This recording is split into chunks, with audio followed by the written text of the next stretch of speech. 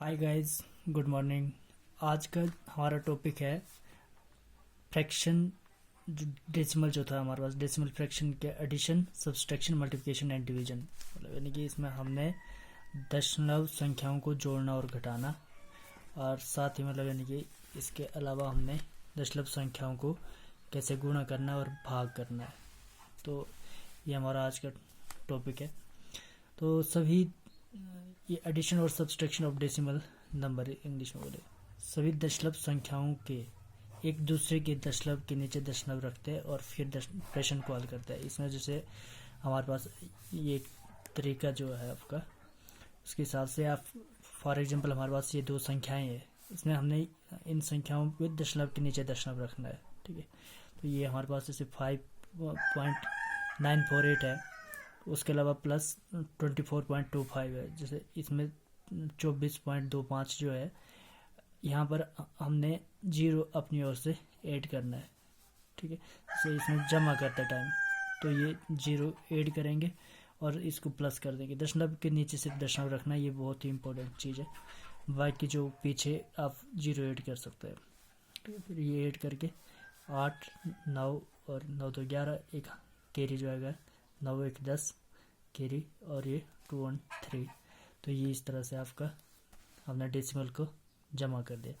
Next जैसे घटाने का, हमने डेसिमल को कैसे घटाना है, तो उसके लिए भी आपका जैसे 56.2 है, उसमें से माइनस करना 32.45 को, तो हमारे पास 56.2, इसमें से अगर हम 32.45 को घटाना है तो हमने, हमारे पास दो ही है तो हमने इसको, क्योंकि दशमलव दो को हम पीछे अगर 2 जीरो लिखेंगे तो इसमें कोई वो नहीं है, ये एक ही चीज़ है। जैसे 0.2 और 0.20 ये इक्वल होता है।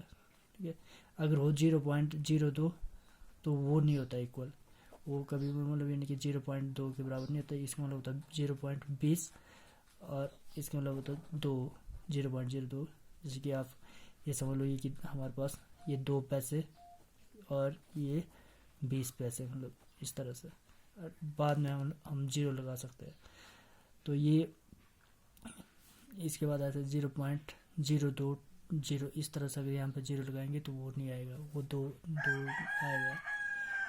तो ये 2 जीरो जो हमारे पास, यहाँ पे हम जीरो लेंगे अपनी ओर से।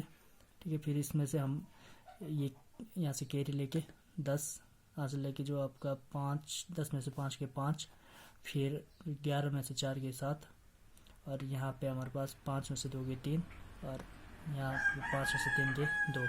तो ये हमारे पास सब्सट्रैक्शन करके जो आया, तो ये हमारे पास सब्सट्रैक्शन का तरीका है। मतलब यानी कि इसमें अगर आपके पास जीरो नहीं है, संख्या नहीं है, तो संख्या कम है, आपको लगता है कि बराबर में नहीं है। जैसे यहाँ पे अगर हमारे पास 7 होता तब तो आप नॉर्मली कर लेते हैं, अगर नहीं हो तो आपको जीरो अपनी ओर से ऐड करनी पड़ेगी। ठीक है, तो ये इस तरह से।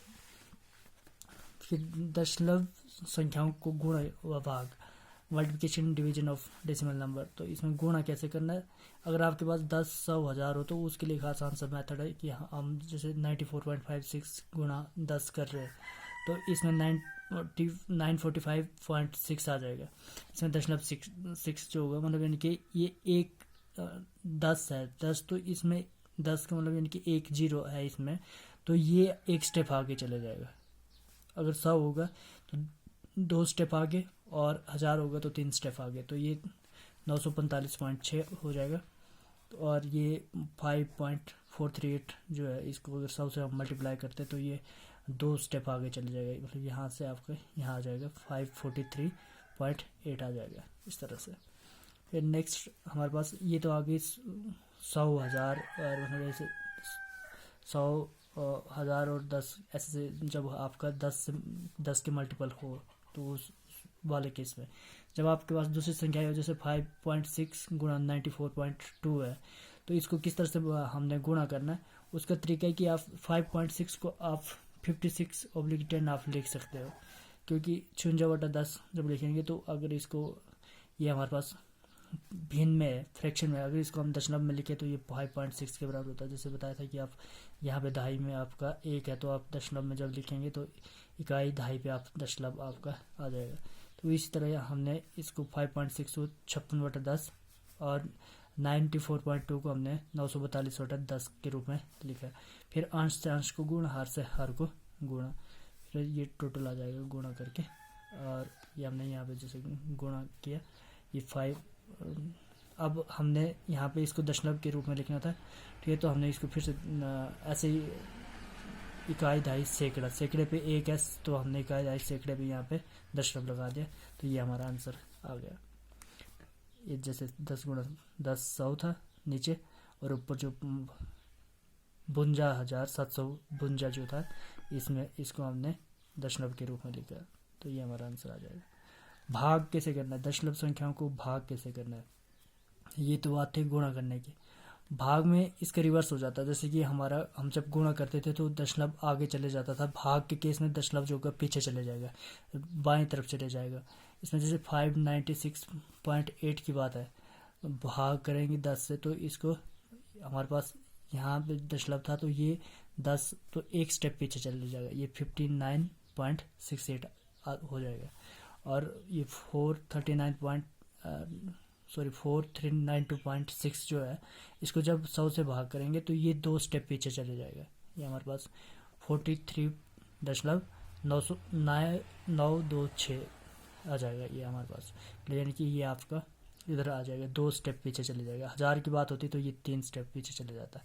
इस तरह से अगर 4000 की बात होती तो मतलब यानी कि यहाँ से 0 दशमलव इस तरह से लिख सकते थे। यहाँ पे अगर हमारे पास 94.56 गुणा 100 होता तो ये दशमलव खत्म हो जाना था, तो ये 9456 हो जाना था। जैसे अगर हम 9.4 को अगर 10 से गुणा करेंगे तो ये 94 हो जाएगा, मतलब इसको आप इस तरह से, मतलब इसका दशमलव इधर चले जाएगा आगे, तो ये पूरा का पूरा क्लोज हो जाएगा।